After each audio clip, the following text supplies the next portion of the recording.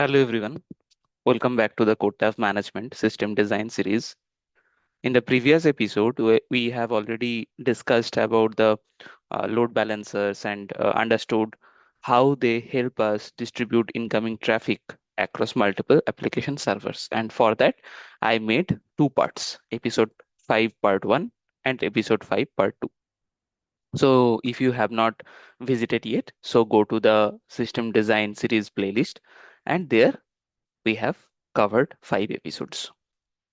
So now just imagine our system has millions of users. So a large percentage of these users may request the same information repeatedly, right? So for example, in an e-commerce application, suppose thousands of users may request the same product details.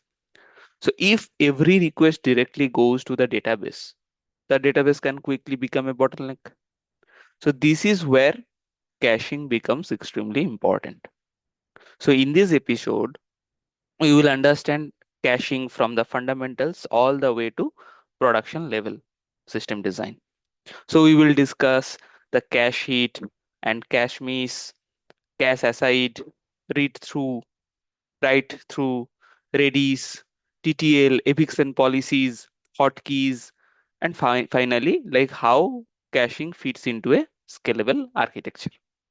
So first of all, very basic and fundamental question, which is like, what is caching? So let's first understand like what caching actually means. So caching is the process or technique of storing frequently accessed data in a faster storage layer so that future requests can be served much faster. So instead of going to the database every single time, our application first checks the cache. So if the required data is available in cache, we return it directly. So if the data will not found in the cache, then it will go to the database. So this saves both time and database resources. So very simple flow is like user sends a request, the application checks the cache. If data exists, then we have a cache hit. And if data doesn't exist, then we have a cache miss.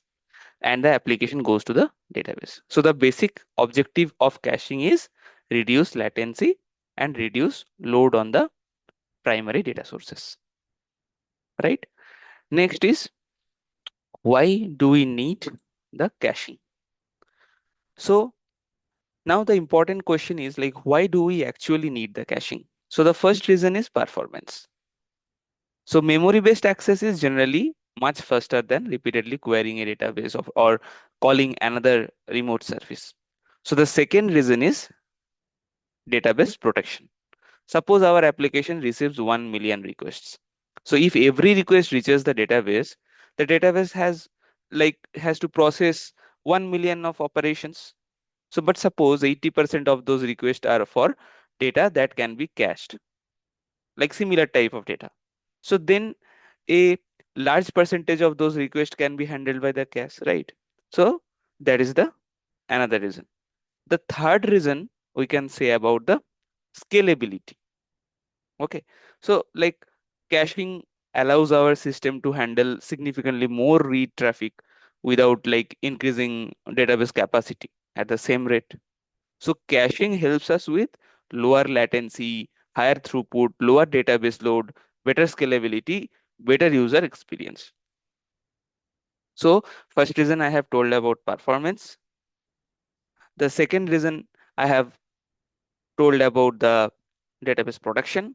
And the third reason I have told about the scalability, right?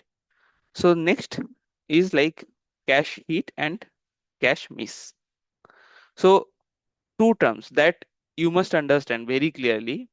Those are cache hit and cache miss. So cache hit means the requested data is already available in the cache. For example, the user requests product ID 101. The application first checks the Redis. Redis already contains the product 101. So that's the cache hit. And the application can immediately return the data as well. Now consider a cache miss. So the application checks the Redis, but product 101 is not there. So the application then queries the database. After retrieving the data, we can store it in the cache. The next request for product 101 can then be served directly from the cache. So one important metric here is the cache hit ratio. So a higher cache hit ratio generally means the cache is effectively absorbing repeated reads, right? So when there are repeated reads, then cache hit will be high, and there it is the thing that you have implemented the cache, and that is the better approach. But if you will see the cache miss ratio is high, then there is no reason to use the cache. Like every time, suppose the unique type of request will be there, then cache mechanism is not much beneficial, right? Now, the next question is, where can cache exist? So caching is not limited to Redis. So there can be multiple caching layers in a system. So at the client level, browser can cache static resources. Then we can have a CDN that caches content closer to users. Inside our backend, we can have an application level cache. We can also have a distributed cache such as Redis. So a request might conceptually travel through multiple layers, browser or CDN, then load balancer, then application server, then distributed cache, then finally database. So the closer the data is to the user or application, the less work the downstream systems need to perform. So this is one reason like large scale applications or systems often use multiple caching layers. So if you will use multiple caching layers, then the performance will be high as the response time will be low, right? Next is local cache versus distributed cache. So now let's compare like two important approaches. The first is local cache, also called as like in-process cache. So here the cache lives inside the application server itself. For example, suppose we have three application servers. Server 1 has one copy of the cache, server 2 has another copy, server 3 has the third another copy. Okay, so this is extremely fast because there is no network call. But there is a problem. The cache is not shared, right? So one server may have updated the information while another server has stale information. So now consider a distributed cache. So here all the application instances communicate with a shared cache such as Redis. So this is much more suitable for horizontally scaled application. So the trade-off is that we introduce network communication and another infrastructure component. So here app 1 server, app 2 server, app 3 server, all are connected with the distributed cache. They communicate with that distributed cache. So all the updated information will be there for all the servers. Then the database call will be happened if the data will not found in the distributed cache. Now see the cache aside pattern. So now let's discuss one of the most commonly used caching pattern, which is cache aside. So in cache aside, the application itself is responsible for interacting with the cache. So the flow is simple. First, the application receives a request. It checks the cache. If the data exists, it returns the data. If the data doesn't exist, the application queries the database. So after getting the result, the application stores that result in the cache. And finally, it returns the response to the user. So this approach is popular because it gives developers explicit control over what should be cached. So however, the application has to implement this logic itself. Okay. So application cache, then miss, then database, if cache, and then cache set, then response. Okay. So that's the steps. Next is read through cache. So the main difference is like who is responsible for loading missed data. This is the read through. Read aside, we have like cache aside pattern we have learned about. Then this is the read through cache. So from this cache aside pattern, like the main difference is like who is responsible for loading the missing data. So in cache aside pattern, the application handles the database lookup, right? So, but in read through caching, the cache layer is responsible for obtaining the data when there is a cache miss. So the application simply asks the cache for the data.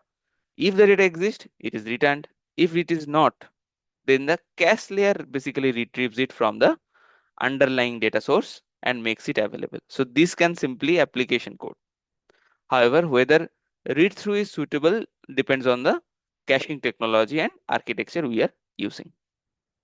Okay, so here the main thing just you need to remember, caching layer is the responsible for solving the missing data, right? Next is write through cache. So now let's move from read operations to write operations. So write through caching means that when the application writes the data, the cache and persistent storage are updated synchronously according to the implementation. So application sends a write, cache receives it, then database updated, then the write operation is considered complete. So the major advantage is that the cache and database can remain closely aligned, like those are synchronously updated. No differences will be there. So, but the disadvantage is additional write latency because the persistent store must participate in the write path. So write through is useful when data freshness is important, but we must consider the performance trade-off. So performance wise, it is uh, like low level, but if we will consider about the availability, then the write through cache approach is good. Next is write behind or write back cache. So here application writes to the cache first. The response can be written quickly. The database updates happens asynchronous later. Okay. So first cache will be updated, then database will be updated. So this gives like a very first write path. So there is a major trade-off as well. Like what happens if the cache fails before the data reaches the database? So here cache update is first, then the database. But suppose there in the cache some issue happened, then the request will go to the database. But in database also the updated data will be not there before updating. So you could potentially lose data. So therefore, write behind requires like careful design around durability, retries, queues, and failure recovery. So maybe there we can implement the retries as well. Like suppose after 5 seconds again we will check from the database. After again 5 seconds, like that. So remember, like write through prioritize the synchronous persistence, but write behind priorities the right performance, but introduces more complexity. Next, the cache eviction policies. So cache has limited memory, right? So we cannot keep every piece of data forever. So when the cache reaches its capacity, some entries have to be removed. So this process is called the cache eviction. So there are several eviction policies. The first is LRU, or the least recently used. The second is LFU, or least frequently used. So we can also have FIFO, which means first in, first out. We have TTL based expiration. That is another important mechanism. So the correct policy depends on our applications is access pattern. Like for example, if recently accessed products are more likely to be accessed again, then LRU can be a good choice, right?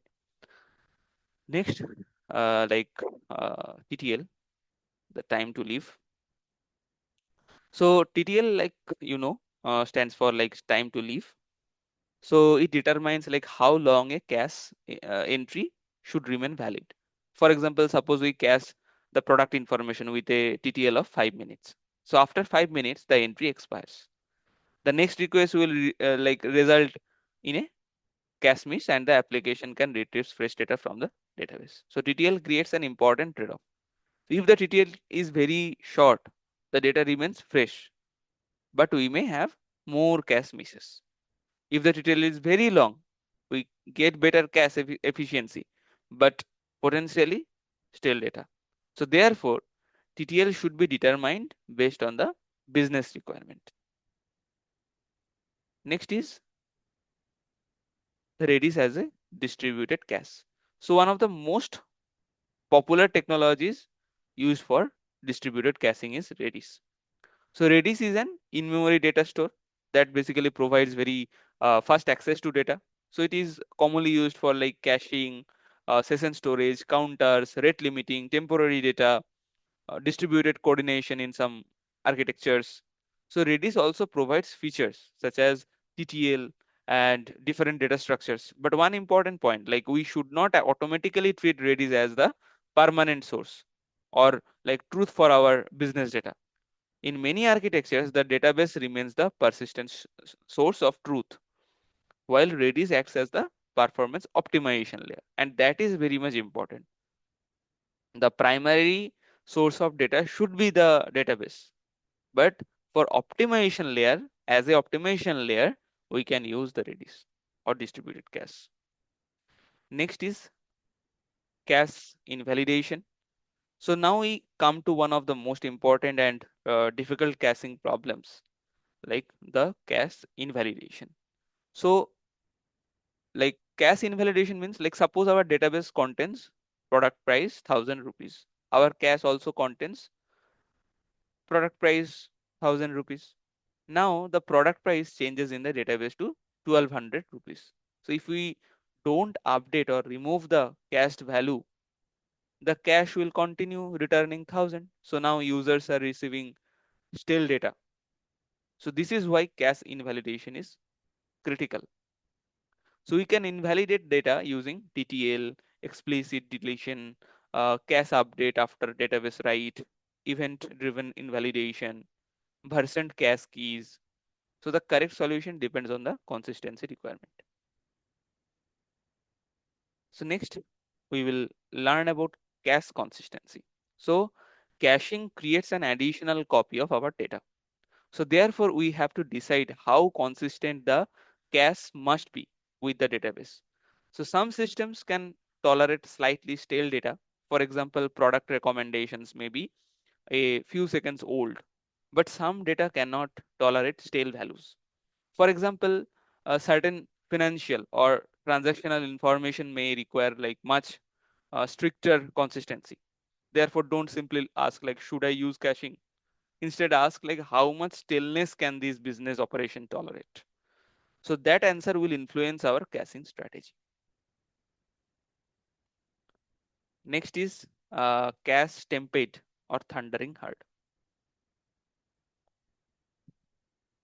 So we will discuss a very important production problem, which is called as the cache Stampede or thundering herd. So imagine that like a very popular product is cached. Now millions of users are requesting it. Suddenly the cache entry expires. Now thousands or millions of requests arrive at like almost same time. So all of them see a cache miss. So all of them try to query the database. The database suddenly receives a huge traffic spike. So this can overload the database and potentially bring down the system. So to prevent this, we can use techniques such as request coalescing, then single flight mechanism, then also we can use like background refresh, right? TTL jitter is there, cache pre-warning is there. Okay, so these are the mitigation strategies. Okay, next is hotkeys. So another important problem is the hotkey. So a hotkey is a cache key that receives a disproportionately large amount of traffic. For example, imagine an e-commerce application has product called suppose iPhone XYZ, right? So millions of users request exactly the same product. So that single cache key becomes extremely popular. So if our distributed cache partitions the data across multiple nodes. So one node may receive a huge amount of traffic because it owns that key. So possible solutions include like replicating popular values, requesting cold skin, better partitioning, monitoring the hotkeys. We need to analyze like which are the hotkeys. In that way, we need to segregate actually. When we will segregate in distribute manner, we need to keep those keys in each partitions. We need to design the cache topology carefully. So hotkeys are especially important in large scale systems. Suppose in Amazon or Flipkart, few products are there where the million requests will come up. So there those things need to handle. Next is cache penetration. So cache penetration is another problem in productions. So suppose attackers or users repeatedly request production ID 999999. So this product does not exist. Every time cache miss, every time database query. So database says not found.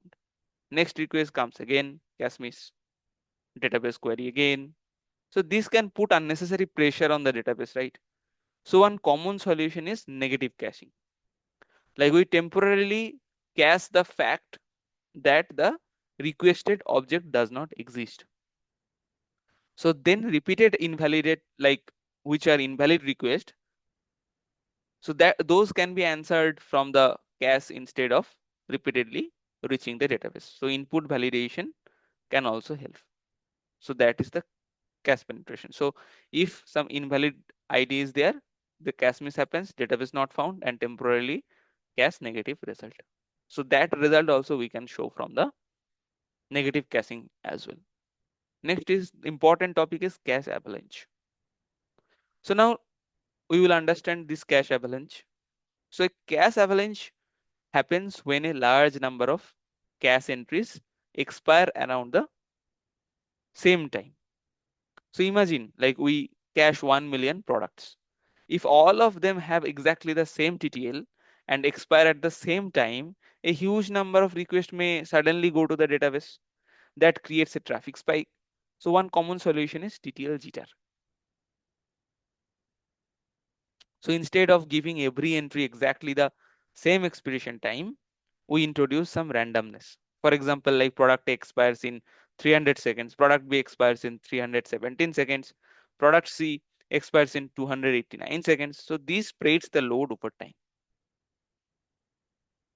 Okay. Now caching in microservice. So now let's see how caching fits into our microservice architecture. Suppose we have user service, order service, product service. So each service can have its own caching requirements. For example, product service may cache product information because product data is frequently read. User service may cache some reference information. Order service may have very different consistency requirement. So we should avoid blindly creating one giant shared cache for everything. Instead, caching should be designed around service ownership, access patterns, and business requirements. Next is complete architecture like cache, load balancer, and database architecture. In that way, I will show you. So now we will we will combine the concepts what we have learned so far. So user sends the requests. The load balancer distribute the traffic across multiple application servers. So the application servers process the request. Before going to the database, they check Redis. If Redis contains like the requested data, we return it immediately. So this is the cache hit path. And if Redis does not contain the data, we have a cache miss. The application then queries the database. After retrieving the data, we can populate Redis. So this architecture allows us to scale the application horizontally while reducing repeated database access. Right? Now, one real world example we will discuss for our e-commerce product page. So like, let's take a practical e-commerce example. Suppose a user opens a product page. So the request reaches the load balancer. The load balancer sends the request to one of our application servers. The product service checks the Redis. If the product is available in Redis, we immediately return it. Suppose it is not available, the product service queries the database. The database returns the product information. The product service stores the result in Redis, and the response is sent to the user. So the next 1,000 users requesting the same product can potentially get the data directly from the Redis. So here the the application layer, the product service, that basically stored the result in Redis. Okay. So whenever next 1,000 users requesting the same product, that can potentially get the data directly from the Redis. So this dramatically reduces the repeated database queries. Next, we need to know what should be cached. So what should we cache actually? So should we cache everything? Whatever we store in database, everything we will store? No, absolutely no. So good candidates for caching are like data like whatever is frequently read. If the changes relatively infrequently, we need to check. Suppose something is expensive to calculate. Suppose what can tolerate like some level of stillness. And also we will cache the data that is like reused across many requests. Okay. So those are the main concerning points to be cached. So examples, I can say like product catalogs. There are reference data, configurations, frequently requested metadata. But we should be careful with highly sensitive data, which are like rapidly changing the data and like information requiring strict consistency. So caching is an optimization decision, not a default decision, right? So whenever highly sensitive data, rapidly changing data, strictly consistent data, very large, rarely reused objects, data with difficult invalidation rules, for those data, we need to think properly. Next is common caching mistakes. So here we will discuss some common mistakes. First is like thinking like caching is everything. Not that is the totally the wrong concept. So just because caching improves the performance, that doesn't mean like every piece of data should be cached. Second is like using an extremely long TTL without thinking about freshness. So that is the second thing. Third is like ignoring the cache invalidation. Fourth is ignoring the cache failures. What happens if like Redis become unavailable? Our system should have a fallback strategy, right? Next, fifth is ignoring the cache template. Sixth, ignoring hotkeys. And finally, not monitoring the cache performance. So a cache should be observable just like any other production component.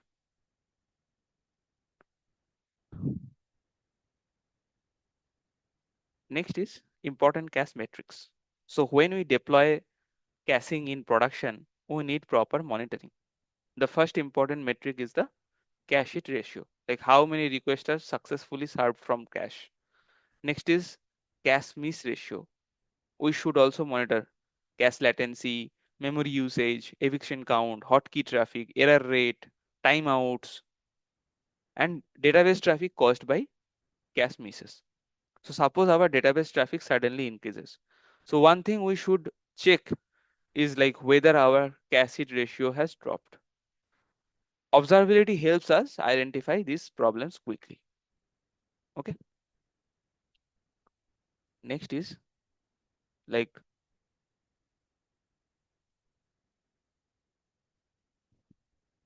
we also will know about like cache failure actually. Maybe here I like forgot to include here. Anyway, like cache failure is one important point. Just listen that like suppose if Redis goes down, that's the cache failure mainly. So if our architecture depends completely on Redis and cannot function without it, so Redis becomes a single point of failure, right? So for a robust design, should consider like high availability, replication, failover, timeouts.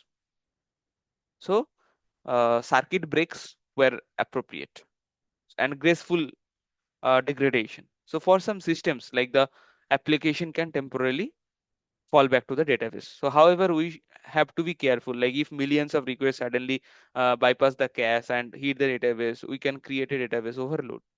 So cache failure handling must be designed together with database production. Now we will know about the system design interview approach. So like if an interviewer like asks you to design a scalable systems and caching is required, don't immediately say like I will use Redis. First understand the workload. Ask like how many requests per second is, like how, like what percentage are reads, what percentage are writes, what data is frequently accessed, how frequently does the data change, how much stale data is acceptable, how large is the cache, what happens when the cache fails, what happens when a popular key expires. Like once you understand these requirements now, so then you can choose like local cache or distributed cache, caching pattern, TTL, eviction policy, invalidation strategy, and failure handling strategy. So this demonstrates proper system design thinking. Some important interview questions like uh, what is caching, what is cache hit, cache miss, what is cache aside pattern, what is read through caching, what is write through caching, what is write behind caching, what is TTL, what is LRU, what is LFU.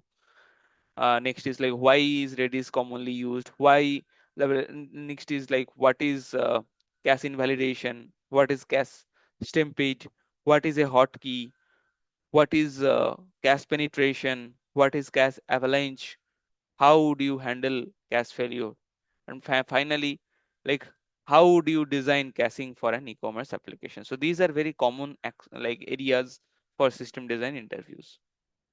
Okay, so final like you can read through this, like whatever cache sheet, cache means we have already discussed those things, but as a point wise, like what are the key points that actually I have noted here. So final mental model is like this.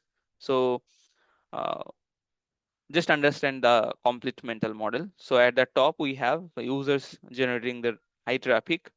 The load balancer distributes the load or traffic across multiple application servers. The application servers are horizontally scalable.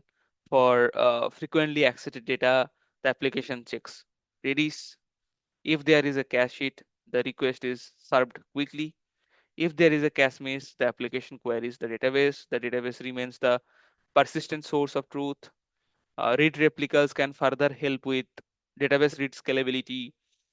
So we can remember the architecture as like load balancer for traffic distribution, application servers are for business logic, cache for fast repeated reads, database for persistent storage. So this combination is fundamental to many scalable systems. Okay, so let's summarize today's topics. So first, caching reduces the latency and database load, you know. Second, cache hit and cache miss are fundamental concepts. Third, cache aside is one of the most commonly used caching patterns. Fourth, TTL and eviction policies control cache lifetime and memory usage.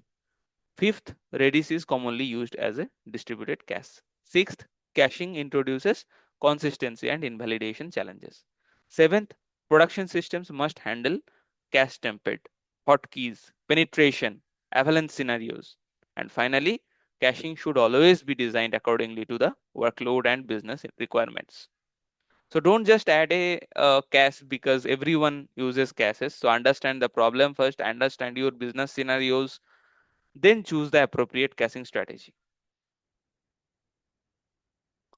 So that brings to the end of the system design episode 6, caching. So in this episode, we started with the fundamentals and gradually we moved toward production level caching problems. We discussed the cache aside, read through, write through, write behind, uh, Redis, TTL, eviction policies, invalidation, cache Stampede.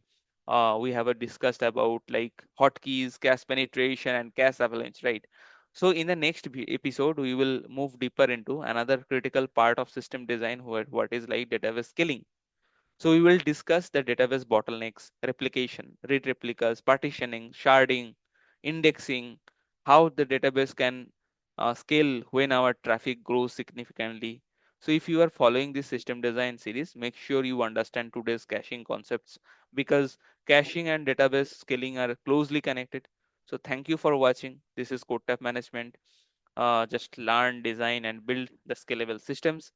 Hit the like button, subscribe it, share with your friends or colleagues, and help to grow more.